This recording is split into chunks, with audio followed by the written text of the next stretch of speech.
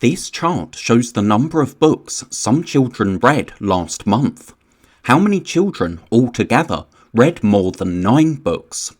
So we have the number of books at the bottom, and then we can see this bar is for children who read 10 to 12 books, and this bar for children who read 13 or more. So if we want children that read more than 9 books, we need to find the total of these 2 bars here.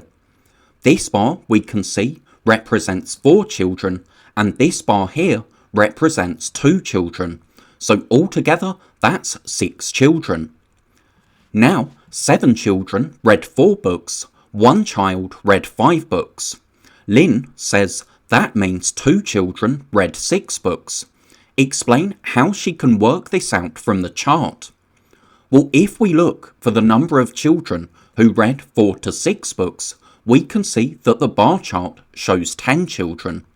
So 10 children read 4 to 6 books, and if 7 children read 4 and 1 child read 5, that's 8 children reading 4 or 5, so you need 2 more to make 10.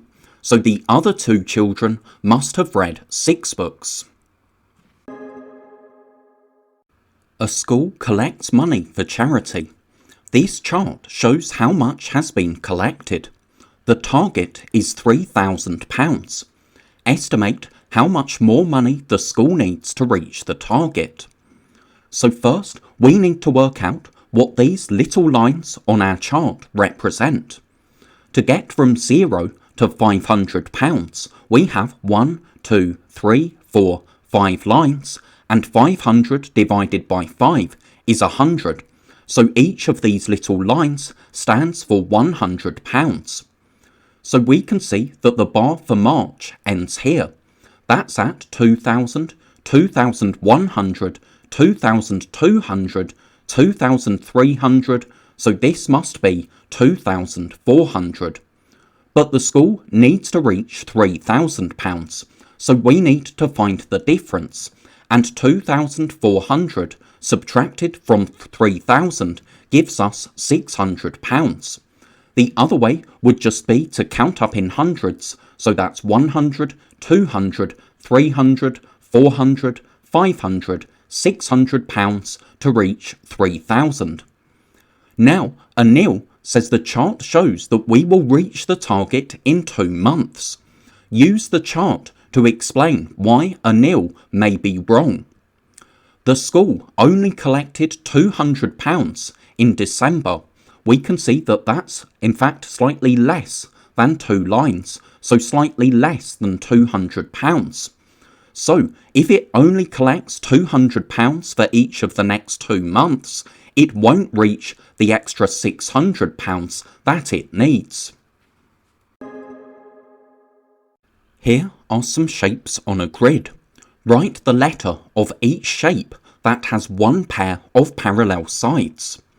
So we need to remember that parallel lines are like train tracks. If we extended them, they would go on forever without crossing.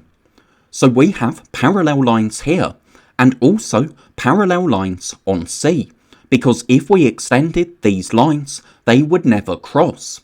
So the shapes with parallel sides are A and C.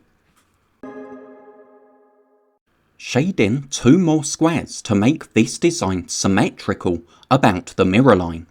So we need to have the same reflected on both sides. We can see that this half square has been reflected because we have half on one side and half on the other side.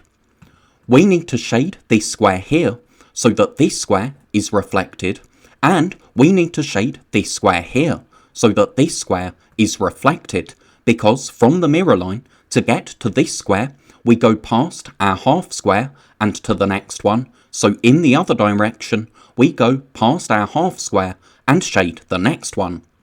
Now because our mirror line is diagonal, sometimes it's easier just to turn your page to make the mirror line vertical, and then it's much easier to see which squares need to be shaded.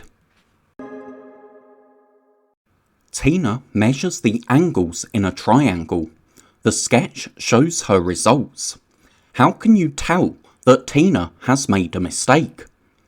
So we need to remember that angles in a triangle add up to 180 degrees. But if we add the angles that Tina has measured, 35 plus 75 plus 45 equals 155, not 180. So we know that Tina must have made a mistake because the angles inside a triangle always add up to 180 degrees. Steve needs to put 1 litre of water in a bucket.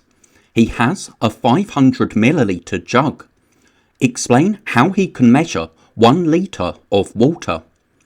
So we need to remember that 1 litre is 1000 millilitres, and that means half a litre is 500 millilitres. So his jug is half a litre, and that means he can fill the jug, pour it in the bucket, then fill the jug again and pour it in again, because 2 times 500, or 500 plus 500, is 1000, and 1000 millilitres is the same as 1 litre.